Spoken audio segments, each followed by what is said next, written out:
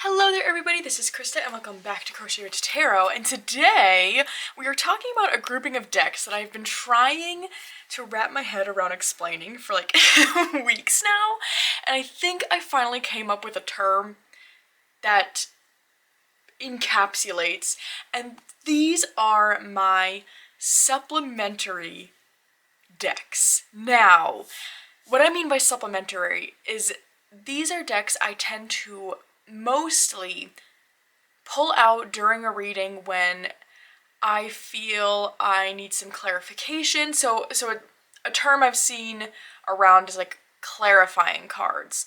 But to me, I use these supplementary decks in other ways as well, not purely just clarifying.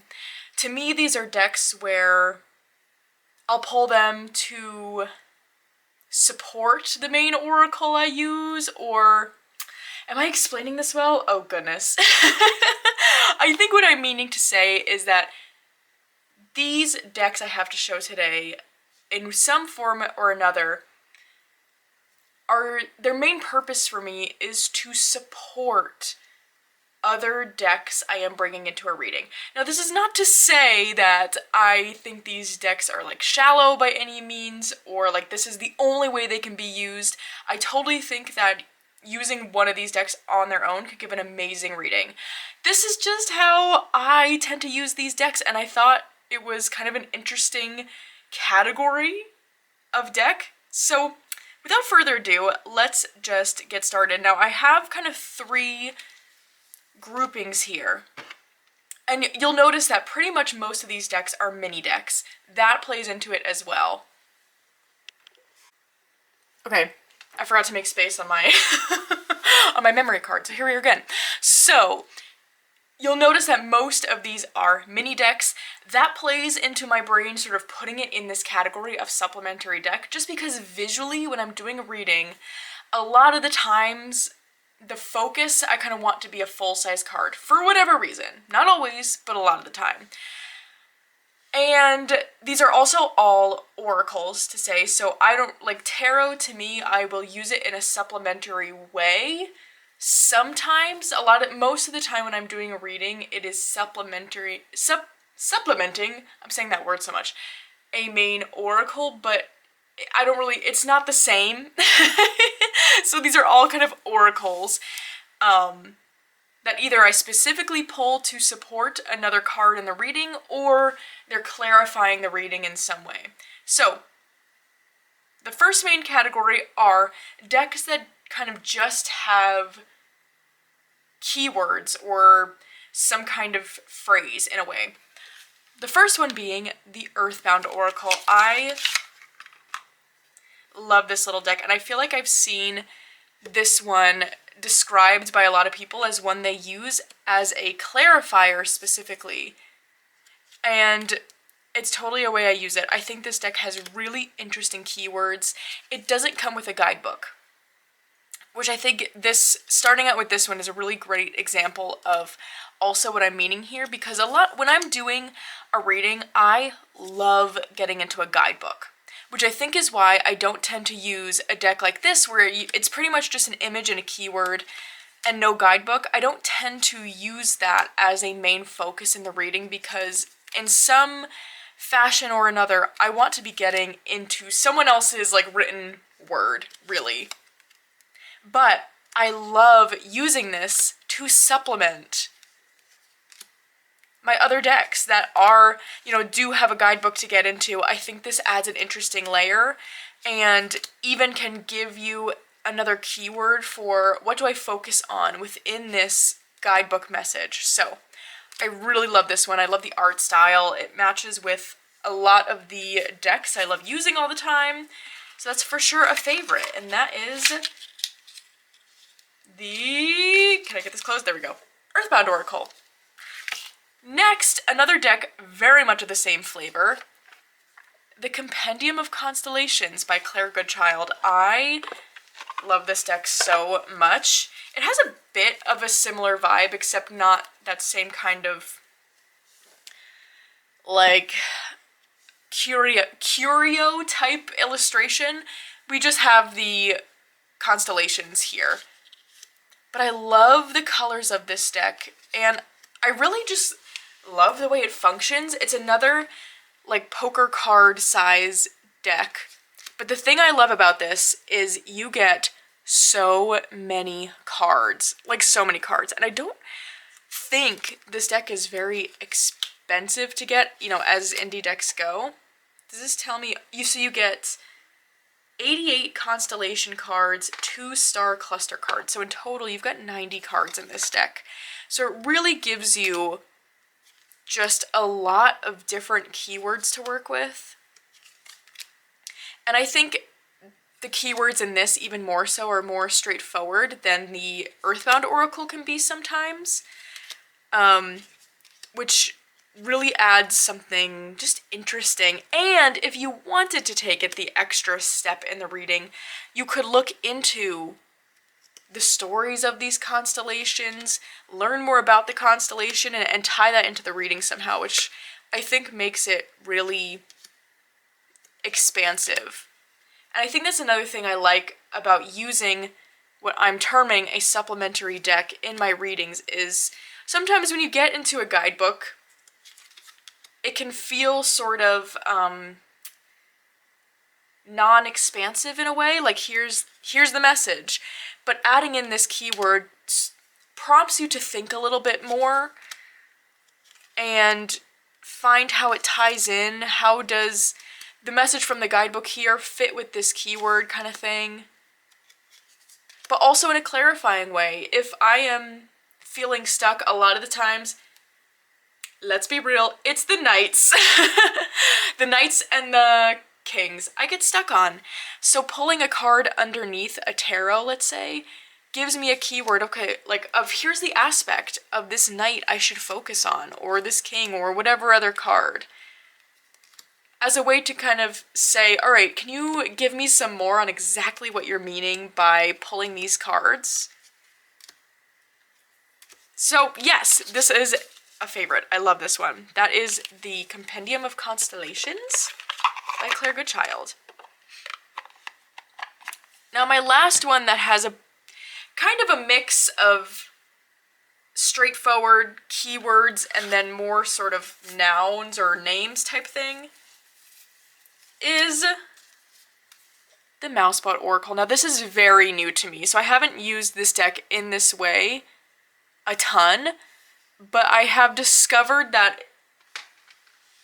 right now this seems to be how it works for me the best, because there is no guidebook with it.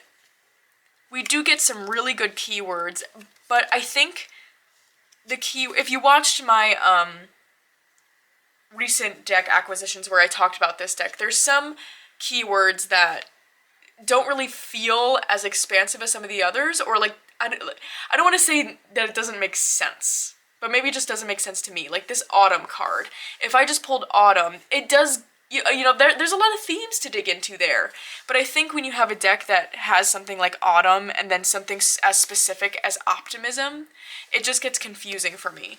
But using it as a more supporting role in my reading, I think instead of this purely clarifying the reading or adding something to the main cards, I find that this deck more plays off of the other cards in a reading. So they're kind of simultaneously helping each other out.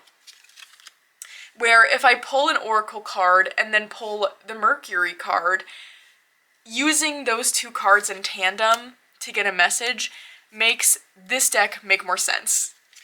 Am I making any sense there? I'm not sure. I think just because I've had a hard time wrapping my head around this Oracle, using it in this way has just really opened it up for me.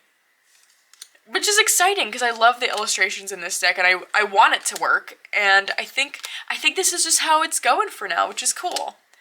So, that is the Mouseboat Oracle. Alright.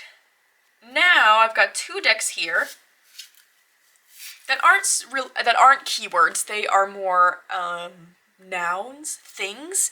The first one being one of Holly Audley's cemetery decks. This is the Laurel Grove South Cemetery. I do also have the other one, the like peachy colored one, but this is the one I have out for the season. So this deck, as I said, is a deck of things. So I tend to use this kind of deck more so as a support to the main oracle I pull for a reading, or main cards I pull for a reading. These kinds don't really come out as clarifiers for me, because when I'm pulling a clarifier, the point is that I want it to be more direct and just more obvious. So something like the Compendium of Constellations that has a very clear keyword is more helpful in that scenario. Where this wouldn't be so helpful because while some of them I could, glean something, I do want to get into the pamphlet where we've got just a sentence or two about each one of these cards. But because there isn't so much to get into with each card, I really like having it in that supporting role. And again, just the size and kind of art style of these decks really lends well to that. The mouse boat, of course, is a bit more busy, so that one's more tricky to pair, but overall, these decks I have chosen are really easy to pair with a lot of the decks I like, and I just love this one. So that is the Laurel Grove, I can't speak today, Laurel Grove South Cemetery Elucidation Deck by Holly Audley. Okay, and the second one I have in this category, oh goodness, I should have looked up the name. It's a Patrick Valenza, but I have it in this bag, so it does not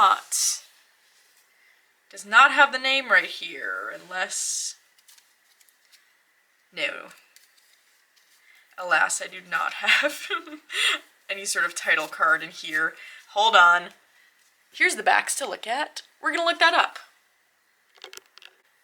Mildred Payne's Secrets Pocket Oracle. That's what we have going on here. This is the deluxe edition, so it is a little bit bigger than the, I'm guessing the original one, but it's like that kind of poker size, which I really like. So this is all objects, which I have seen people doing readings just with this oracle, and I think it's so cool, and I'm really excited to try that out more this fall, because this is definitely a fall deck for me. But I love this. This works a bit similar to me as Memento Mori, which is why I think I'm gonna have a lot of fun just using this for readings, because Memento Mori doesn't really feel like a support deck all the time to me. It probably could have gone in this video, but I use it a lot just to read on its own, so I didn't. But so far, I've used this one mostly as a supplement deck, a support deck. Well, I guess I could have called this, like, my support decks. No, but I feel like that could get confusing with, like, emotional support. Anyways. This, I think, is really cool as both a clarifier and just something to add to a reading. I don't tend to just pull one of these, though. I kind of like using two. I don't know why. 2 or 3. I feel like, to me, it's a little bit similar to Lenormand for whatever reason, because these really are just objects. But I love combining this with different readings and different decks. Oh my gosh, I haven't had this out probably since the winter time. I'm so excited to have this out again. It's so good, isn't it? I love the art on this. Oh my gosh, it's so good. I think that's all I have to say on it, but we're just gonna look. Cause how cool! How cool. Because there's some of them that, like, for example, let's look at, like, Saturn. I don't know that on my own I could make much meaning of that, but combined with maybe a more, I don't want to say fleshed out, but, like, really just a deck with a guidebook. I could make sense of that, like, in combo. So, That is Mildred Payne's Secret Pocket Oracle. Again, this is the deluxe edition, so the regular one is smaller than this. And this also has tons of cards. I don't remember exactly how many, but it's a lot. Okay, so now we are moving on to the next category, which is decks that have key phrases right on the cards. So you're going to pull a card and it's going to give you like a whole sentence on that card, a whole thought. And the first one I have to show here is Holly Audley's Mini Divis. This is my self-created deck, which I should go back and go through them again because it's been probably like a year since maybe a year and a half even, or more, I don't know, maybe more. I don't remember. Anyways, besides the point, so this you get the title, but then you get a full message at the bottom. So be aware of people's true intentions. Maybe where you're at doesn't serve you anymore. Move along. So this kind of oracle I like using in all sorts of ways, but my favorite way to use these decks as a supplementary deck is for a wrap-up message, specifically when, I think we've all been there, where you pull a reading and you're just kind of like, what's happening here? The math isn't mathing. Like, what are you trying to say? And a lot of the times, if I have cards that come up that way, I'll let them simmer for a bit. Just mull it over, see if I make sense of it throughout the day. But sometimes you just don't, or you don't want to wait. And that's where I love pulling in a card like this, where you get a whole phrase to think about that just really always brings the reading together for me. The decks in this category always they end the confusion. And that's really where these key phrase decks fit into this supplementary deck category for me, is just ending confusion, giving me a whole phrase to really just understand what's going on. Ooh, maybe I'll separate out the ghost ones for fall. Anyway, those are the Mini Divis by Holly Audley. Next, we've got the Blooming Lovelies Oracle. I love this one. This one's super cute. So the next two are the only ones here that are full-sized. And I will use these as a main oracle, but again, because there isn't that guidebook with it, I don't know what I've got with... I just love guidebooks, honestly, if I'm pulling cards for myself. The tarot doesn't need to have one, but the oracle, the main oracle, I want something. I want something for some reason. So we get these key phrases on here, though, which are so fantastic. A peaceful world is worth believing in. The incredible nonsense of being. And I love, too, that with this deck, the phrases can be a bit non-specific, which I think really plays into using it as a tie together for a larger reading. Rise again. Tender are the dreams we hold on to. And it's just also so cute. But you like it a bit weird. Like, these are... I think that the thing with this deck, too, is also... I can get something if I just were to pull one of these cards. I can. But a lot of the times I'm left feeling like, no, I want this to be more... I want something fully fleshed out. Like, I want to expand on the messages that come in this deck. So using it in a wrap-up message kind of way is so great. I really love using this deck for that.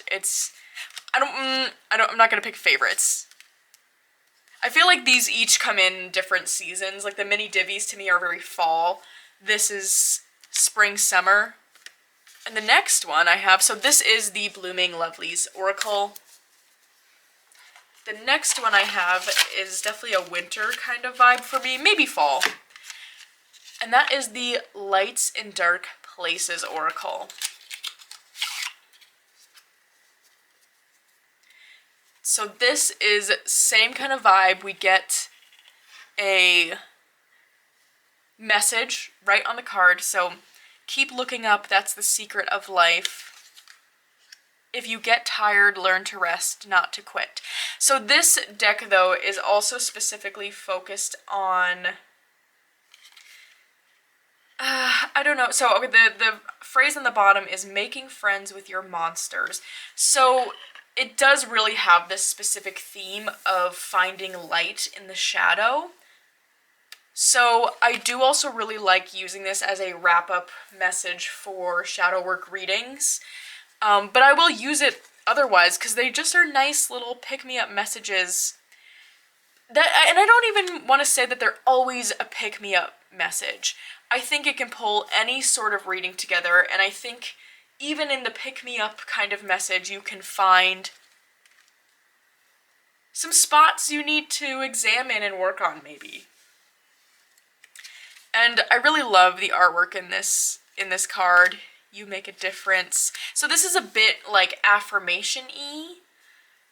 So out of the ones shown so far in this category, I probably use this one the least. Not that that makes any sort of difference, but it seems to fit a more specific spot when it comes to readings.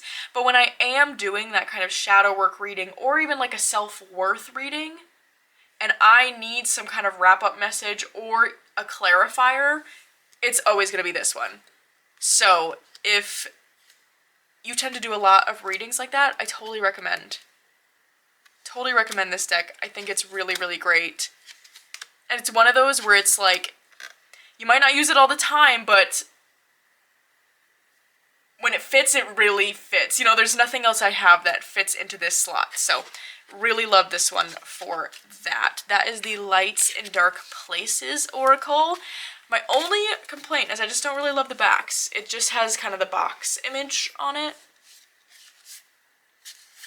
I think it would have been cute if just the whole back was this central image, but you know, that is what it is. All right, now the last category I have to show you today is Lenormand. I love using Lenormand cards to clarify my Oracle and Tarot readings. It's probably the biggest way I use Lenormand cards. Not even clarify, to supplement. So these are my two favorites right now. The Pink Sugar Lenormand by our very own Logan at Larkin Legend. And stay tuned this week for a walkthrough of their new Lavender Lenormand. Lavender? No, I messed that up. It's not lavender, it's lilac. Lilac, right? Hold on. I keep messing it up, and like, we had a whole conversation about... Not that it's a problem, me messing it up, but I can't believe... Yeah, it's the Lilac Lenormand. Anyways, the Lilac Lenormand, which I absolutely love as well. The only reason I'm not showing it today is because I accidentally left it on my work desk because I've been using it constantly there. Anyways, besides the point. So these are my two favorite that I have at home currently. The Nocturnal Garland Lenormand by Payne and the Pink Sugar by Logan at Larkin Legend. So I absolutely love... I'm not really one to do just a straight Lenormand reading, except at work. But I use Lenormand all the time to supplement my Oracle decks. So I will pull my Oracle, and before I read the message at all, I will put two Lenormand cards on either side. And I love how it really gives it a sense of direction and just narrows it down a bit. I love doing this too with oracles or tarot that have those like huge guidebooks and really big messages, because I feel like right away it gives me a bit more direction to follow, if that makes sense. Let's look at the Pink Sugar now, but I love the both of these. Totally different vibes. That it just kind of depends on my mood and what I'm pulling. So pretty though, isn't it? So yeah, I really love using Lenormand in that way, and I love using it as a clarifier. I think Lenormand cards are great as a clarifier, especially as you get to know the meaning, or if you're someone who already knows Lenormand really well. If there is Usually I need clarifiers on the tarot if it's just not clicking in my brain right away. So if there's a tarot card that I'm just like, what are you trying to say? Pulling just one Lenormand card under it always seems to help, and that's just probably one of my favorite ways to use Lenormand. So those make up my last category, and that is the Pink Sugar Lenormand and the Nocturnal Garden Lenormand. Words today, I tell you. But anyways, that is all I have to share with you today. I would love to hear if you have any decks that you kind of use in this supplementary way to really just support the rest of your reading in whatever fashion. And if there's other ways you do that, that would be so cool to hear. So, other than that, I hope you are all having a fantastic end to your weekend, and I'll see you again very soon.